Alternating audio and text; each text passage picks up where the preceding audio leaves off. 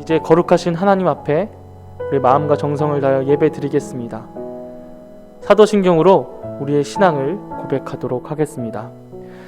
전능하사 천지를 만드신 하나님 아버지를 내가 믿사오며 그 외아들 우리 주 예수 그리스도를 믿사오니 이는 성령으로 잉태하사 동정녀 마리아에게 나시고 본디오 빌라도에게 고난을 십자가에 못 박혀 죽으시고 장사한 지 사흘 만에 죽은 자 가운데서 다시 살아나시며 하늘에 오르사 하나님 우편에 앉아 계시다가 저리로서 산 자와 죽은 자를 심판하러 오시리라. 성령을 믿사오며 거룩한 공회와 성도가 서로 교통하는 것과 죄를 사하여 주시는 것과 몸이 다시 사는 것과 영원히 사는 것을 믿사옵나이다. 아멘.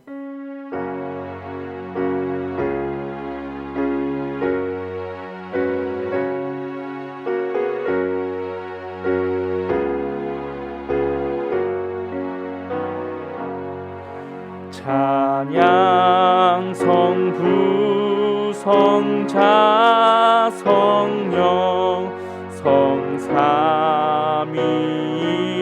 성삼위일체께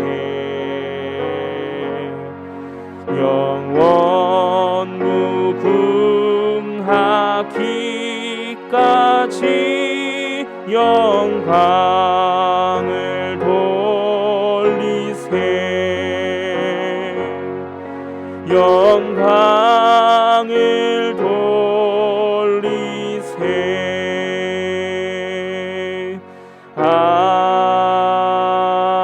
아멘.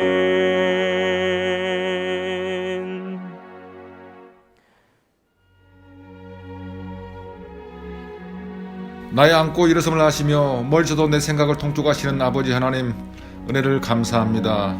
쏜살같이 지나가는 시간 속에서 우리는 얼마나 주와 동행하는 삶을 살았는가 되돌아봅니다. 믿음으로 행하지 않는 일들이 죄라 하셨는데 우리는 얼마나 동떨어진 우리 뜻대로 살아가고 있는지 성령이여 우리를 일깨워 주시옵소서. 주가 인정하지 않는 열매 없는 일들에 얼마나 분주하고 살아가는지 우리를 불쌍히 여겨 주시옵소서. 코로나로 인한 이 어려움 때 주께 더 가까이 말씀과 기도로 이 세상의 모든 문제보다 크신 주님을 발견하게 하여 주시옵소서. 이 세상이 줄 수 없는 주님 만나는 기쁨을 맛보게 하여 주시옵소서. 말씀께로 인도하시는 최사자 목사님의 입술을 통해 전해진 말씀 마음에 새기고 실천하는 우리 모두가 되게 하여 주시옵소서. 예수님 이름으로 기도합니다. 아멘.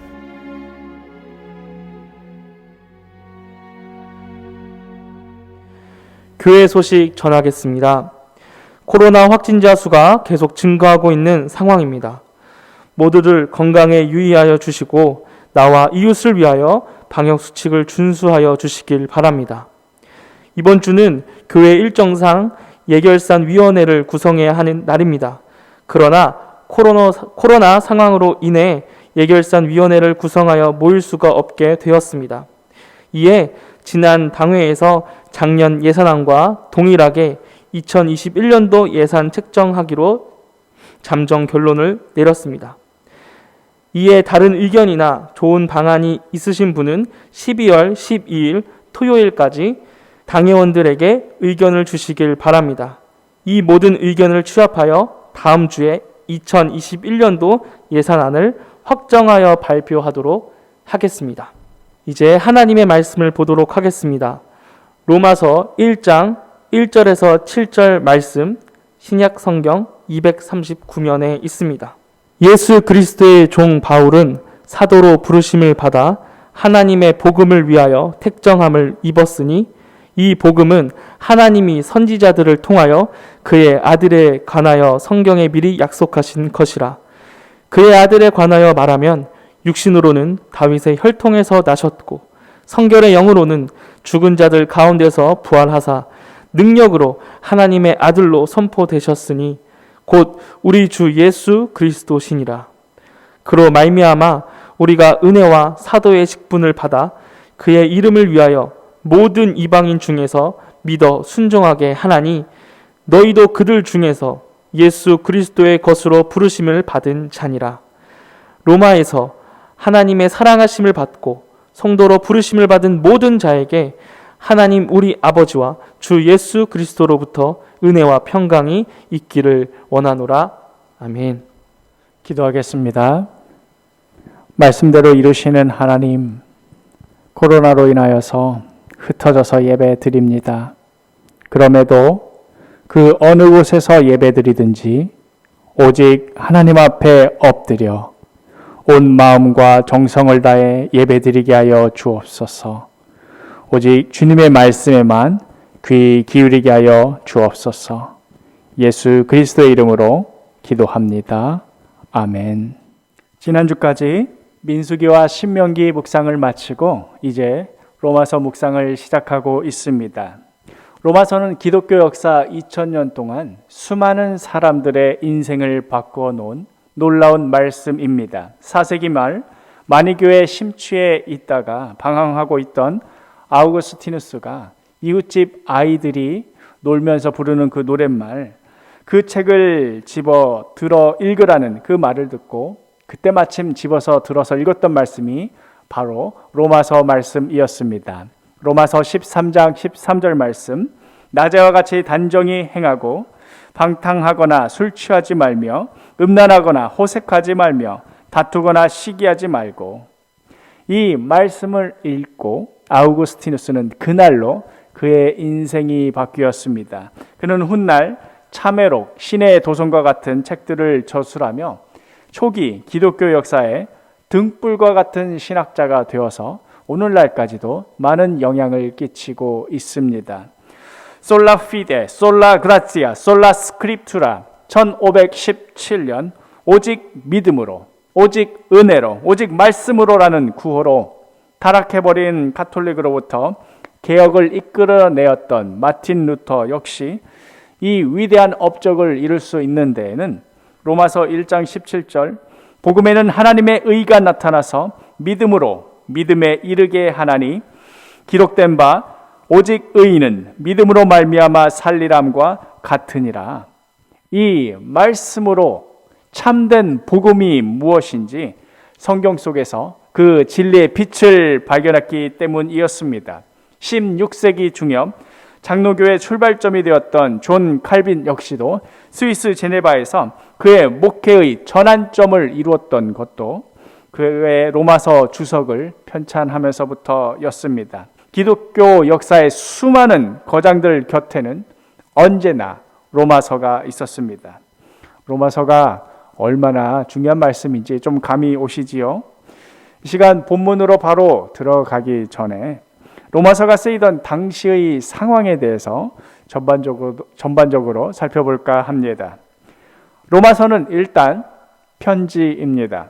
사도 바울이 아직 한 번도 방문해 보지 못했던 로마의 교인들에게 미리 보내는 편지입니다. 당시는 로마 제국이 세계를 다스리던 그러한 때였고 당연히 제국의 심장인 로마가 그 어느 도시들보다 영향력이 있는 도시였습니다. 그리고 그 도시에 교회가 세워졌는데 이미 설립된 지 20년이 넘은 그런 오랜 교회였습니다. 가톨릭에서는 이 로마 교회를 사도 베드로가 세웠다고 주장하고는 있습니다만은 사실 이를 뒷받침할 만한 어떤 결정적인 증거는 없습니다. 오히려 역사적인 상황이나 또 성경에서 드러나는 여러 가지 정황들을 살펴볼 때에 로마 교회는 어떤 특정한 사도가 세웠다라기보다는 자생적으로 세워진 그런 교회로 보는 것이 더 맞을 것 같습니다. 오순절, 다락방, 성령 강림 사건들을 목격했던 수많은 유대인들 중에는 아마 로마 출신들도 꽤 있었을 것입니다. 그들이 명절이 끝난 후에 로마로 돌아가게 되면서 자연스럽게 세워진 교회가 바로 로마 교회의 그 출발이 된 것이지요. 그런데 이 예루살렘에서 성령 강림 사건을 목격하고 예수 그리스도의 복음을 들은 이들이 로마로 들어가서 로마의 교회를 세웠다고 해서 오늘날 우리들이 교회를 세우듯이 우리가 이제 예수 알았으니까 교회를 세웁시다 하고는 상가 건물 빌리고 강대상 놓고 의자 놓고 해서 그렇게 교회를 세우는 것은 아닙니다. 로마로 돌아간 이들 유대인들은 아마도 유대인들의 회당에 들어가서 그 전과 마찬가지로 자연스럽게 이 유대교 방식으로 예배를 드렸을 겁니다. 그러면서 자신들이 목격한 새로운 일들에 대해서 자연스럽게 말하기 시작했을 것입니다. 당시 회당 예배의 규칙은 이렇습니다. 남자가 10명 이상 모이면 유대교 예배가 시작됩니다. 회당장이 안식일에 정해진 구약 성경을 한 구절 읽고 나서는 우리 중에 혹시 이 말씀에 근거하여서 하나님의 위로나 권면을 할 수 있는 사람 나오십시오 하고 말을 하면, 그럼 회중 중에 학식이 있다거나 신앙이 깊은 사람이 나와서 그 말씀과 관련해서 이야기를 하면 회중들은 그 소리를 듣는 그런 방식으로 예배가 진행되었습니다. 예루살렘에서 벌어진 놀라운 사건들을 목격하고 또 예수 그리스도의 복음을 들었던 이들 유대인들은 회당장의 부름에 응해서 앞으로 나아가 자신들이 예루살렘에서 겪었던 경험담에 대해서 말을 하였을 것입니다. 또 이 로마에 있는 유대인들은 지난 명절에 이 예루살렘에 다녀왔다는 저들의 이야기에 당연히 관심을 가지고 귀를 기울였겠지요. 그들은 우리가 이제껏 읽었던 구약의 모든 예언들이, 모든 약속들이 이제 실현되었다 하고 전하지 않았겠습니까? 그럼 어떻게 되었겠습니까? 당연히 회중은 술렁이기 시작하고 또 심지어는 여기저기에서 고성이 오고 가기 시작했을 것입니다. 아니, 저 사람들 뭔가 좀 이상한 소리 한다. 감히 회당에서 불경한 소리 한다. 어떻게 사람이 또 하나님 아들 되고 이런 소리를 하느냐고 난리치지 않았을까요? 하지만 이 앞에 나가서 이야기하는 이 사람들 역시도 만만치 않은 사람들입니다. 로마에 거주하고 있는 데다가 또 명절에 예루살렘에 순례도 할 수 있을 정도의 어떤 경제력을 갖추고 있고 또 사회적인 위치에 있는 그런 사람들이었을 것입니다. 내가 말이야 이번에 예루살렘에 다녀왔는데 지금 그곳 정세가 우리가 알던 그게 아니야. 오히려 지금 로마에만 있는 당신들이 지금 뭘 모르고 있는 것이야 하고 또 어떤 면에서는 좀 의수되는 면도 있었을지도 모릅니다. 예루살렘에서 벌어진 그리스도의 십자가 사건, 또 부활 사건, 또 성령 강림 사건, 이 이야기들로 인하여서 당연히 로마의 유대교 회당은 모일 때마다 옥신각신했을 것입니다. 그런데 유대교 회당에는 이 혈통적인 유대인들만 있던 것은 아니었습니다. 이방 사람이지만 유대교에 들어오기 위하여서 할례를 받아서 유대교에 입교한 사람들도 있었고 또 할례까지 행하기에는 좀 겁이 나서 할례까지는 받지는 않았지만 그래도 이 유대 사상에 심취해서 그들의 사상을 듣고 또 유대교 사상을 배우기 위하여서 들어온 이방인들도 있었습니다. 그런데 그들 입장에서 볼 때 어느 날부터 예루살렘에 다녀온 몇몇 사람들이 전에는 들어보지 못하는 새로운 이야기를 하는 것입니다. 그리스도에 대해서 이야기하고 예언의 성취에 대해서 이야기하고 십자가와 부활에 대해서 이야기한다 이 말입니다. 이 복음이 정통 유대인들 뿐만 아니라 이방인들에게도 전해지고 있다는 그런 소문도 들립니다. 이방인들 입장에서는 당연히 귀가 솔깃하지 않겠습니까?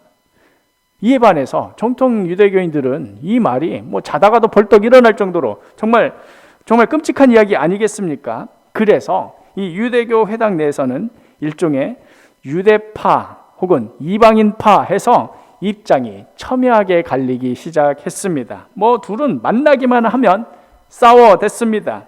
한편 유대교 회당 안에서 유대교를 그리스도를 믿는 편과 또 펄펄 뛰며 반대하는 그런 사람들로 갈려서 싸우는 동안 유대교와 별 상관이 없는 정말 로마 시내에 살고 있는 다른 일반 시민들이 볼 때 어떻겠습니까?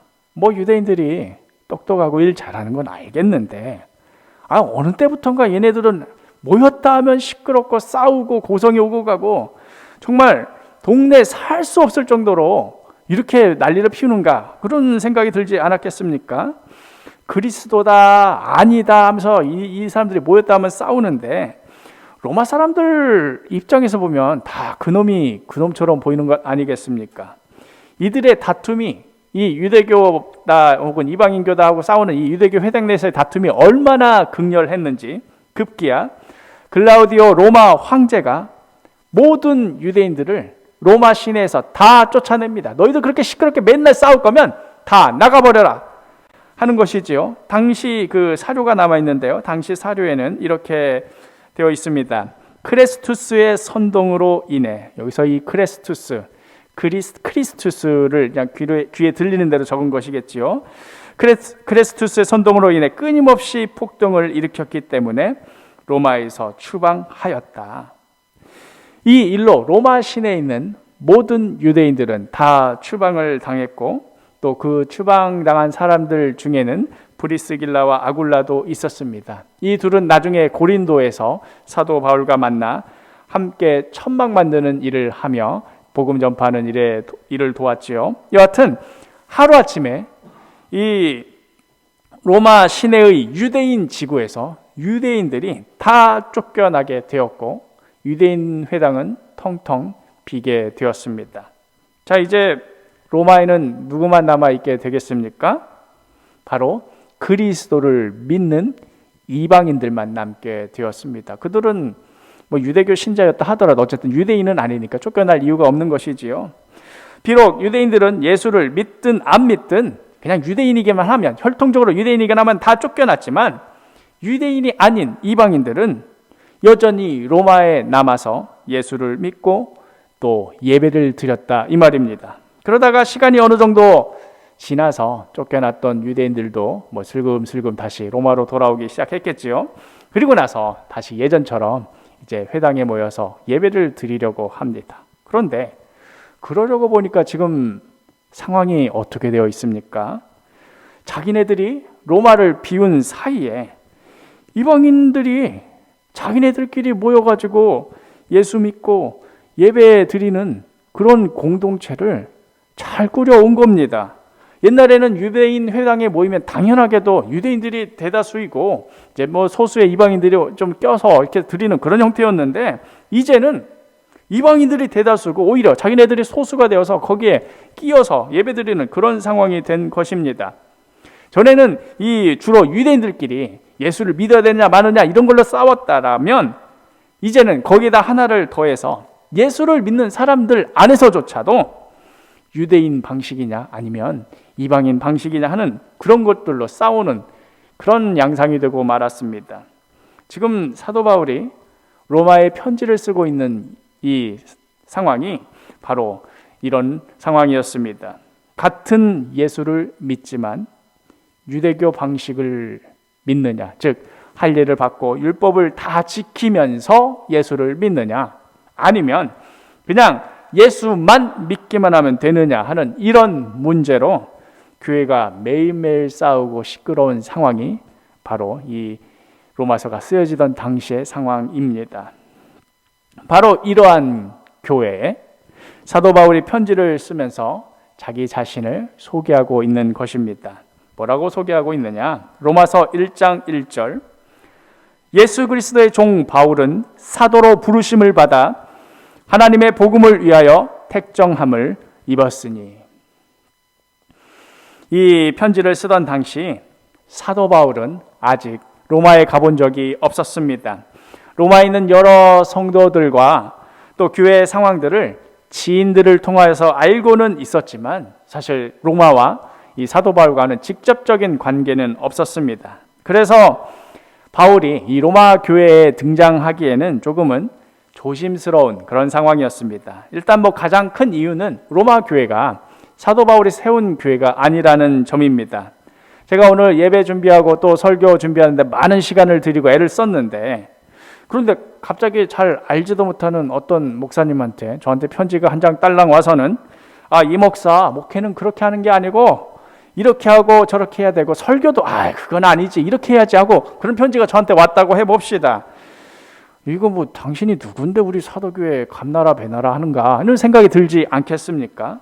편지 받는 사람 입장에서 굉장히 불쾌할 텐데, 그럴 거라는 것을 뻔히 알면서 그런 편지를 써야 하는 이 사도 바울의 심정도 꽤나 조심스러웠을 것입니다. 또 다른 이유는 바울에 대한 여러 소문들 때문이었습니다. 바울이 다니는 곳마다 늘 끊이지 않고 분란과 잡음을 내던 사람들은 바로 유대교에 충실한 정통 유대인들이었습니다. 예수를 믿어 구원받는 것, 나 그거 인정한다. 나도 예수 믿는다. 그렇지만 할례도 받아야 하고 율법도 다 지켜야 한다 하고 가르치는 그런 이들이 있었습니다. 바로 그들이 이 사도 바울과 대척점에 있었던 것이지요. 오직 예수를 믿는 믿음으로만, 오직 의인은 믿음으로만 구원을 받는다 라고 가르치는 바울에게는 온갖 소문과 루머들이 따라다녔습니다. 바울은 이상한 교리를 가르친다더라, 혹은 무슨 이단 나부랭일지도 모른다더라 하는 그런 의심을 늘 받고 살아야만 했습니다. 심지어 바울은 예수님을 한 번도 직접적으로 본 적은 없었습니다. 바울은 계식 가운데 예수님을 만나서 그 말씀을 전하여 들었을 뿐 다른 12사도들처럼 예수님과 함께 생활하며 예수님의 가르침을 받고 또 십자가 사건, 부활 사건 직접적으로 본 적이 단 한 번도 없었습니다. 그것 때문에 이 반대하는 사람들이 이르기를 바울은 사도라고 할 수 없는 거다 하고는 사람들이 나타나기 시작한 것입니다. 많은 사람들이 이 바울의 사도권에 대해서 의심을 품기 시작한 것이지요.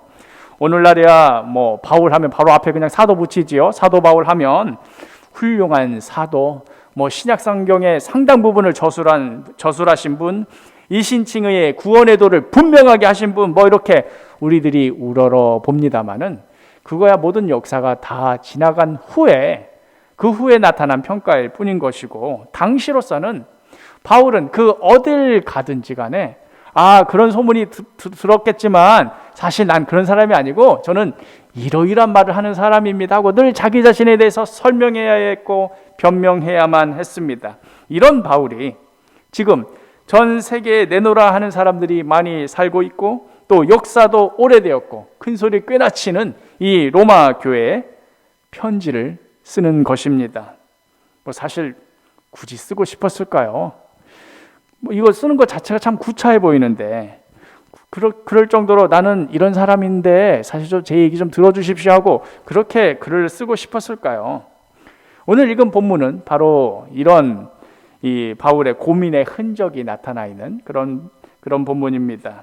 그러나 이 모든 어려움을 바울 자신이 뻔히 알고 있고 또 자신을 향한 여러 소문과 또 남의 교회에 편지를 써야 한다는 여러 껄끄러움을 다 알고 있으면서도, 그걸 모르고 쓴 것이 아니라 그걸 다 알면서도 사도 바울에게는 그럼에도 불구하고 이 편지를 써야 하는 이유가 있었습니다. 다시 한번 로마서 1장 1절을 읽어보겠습니다.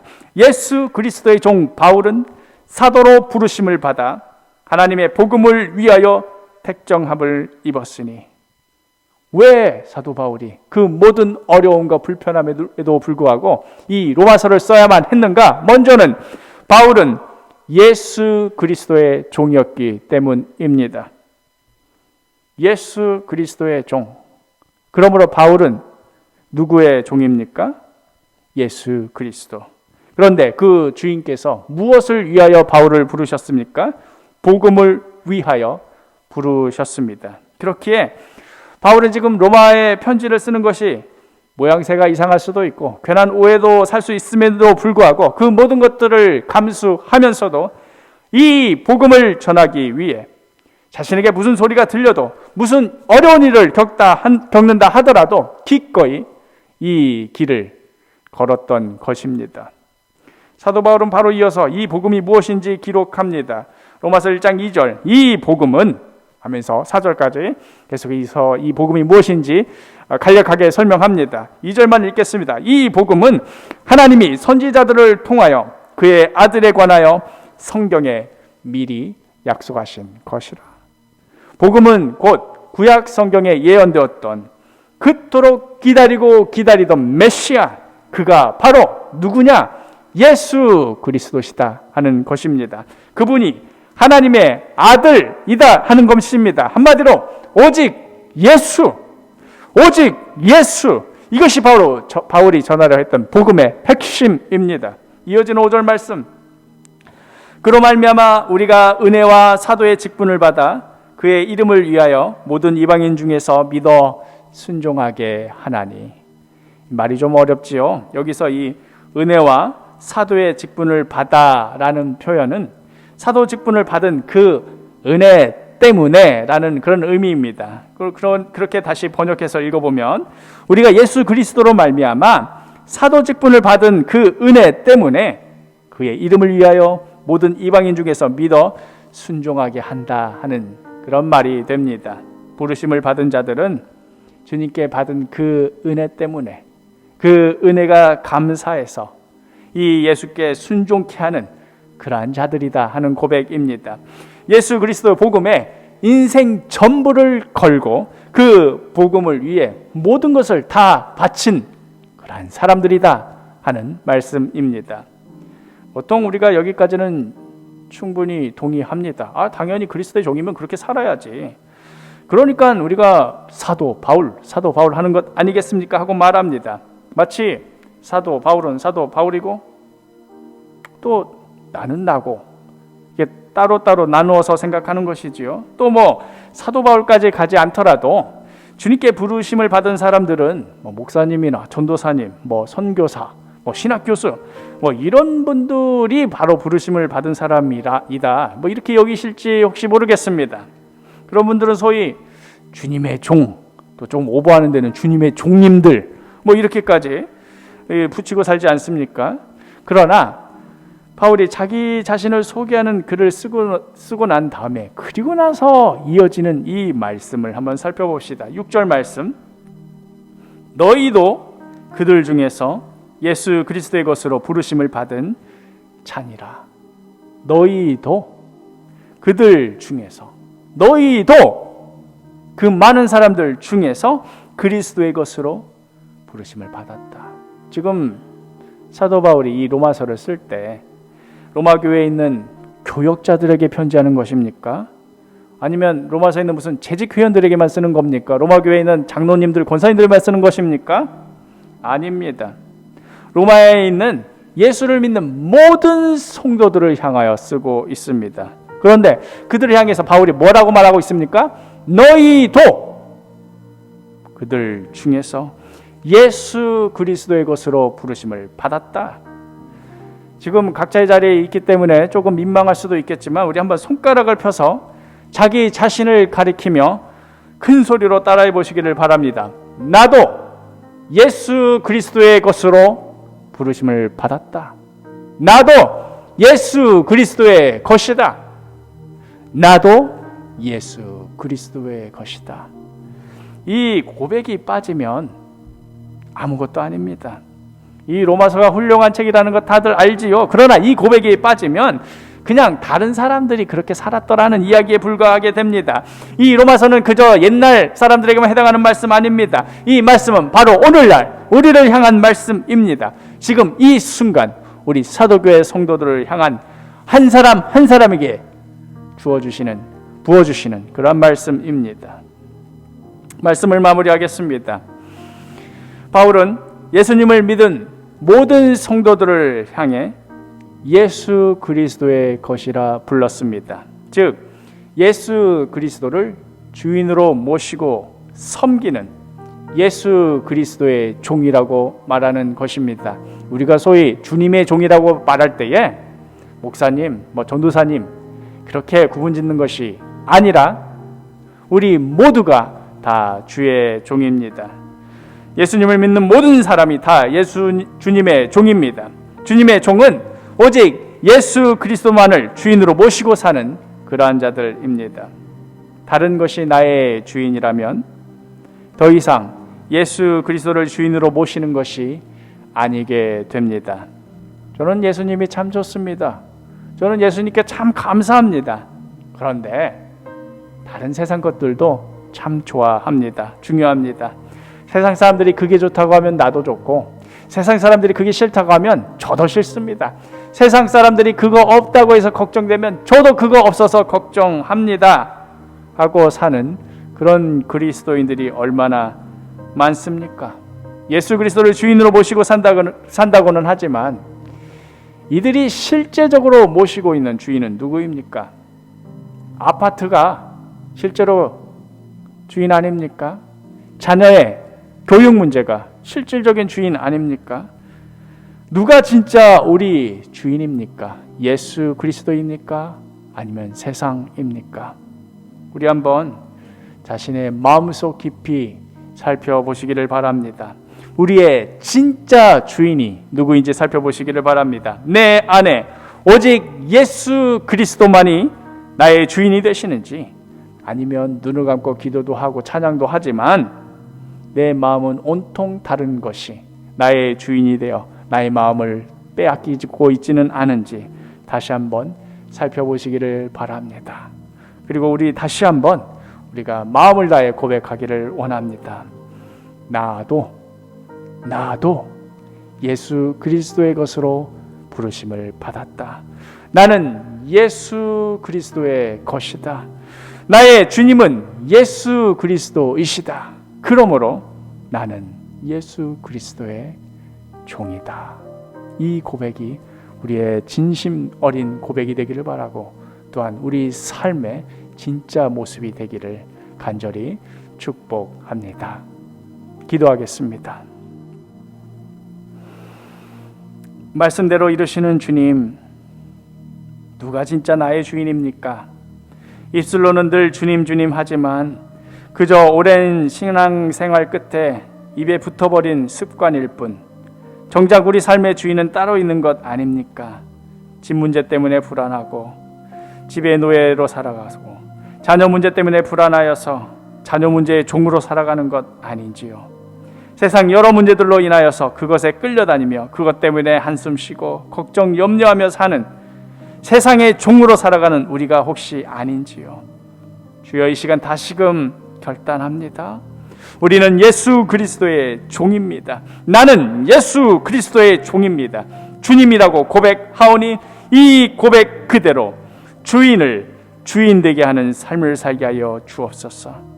이 어려운 코로나 상황 가운데에도 우리 주님을 내 삶의 최우선으로 모시며 하나님 뜻대로 살아가게 하여 주옵소서.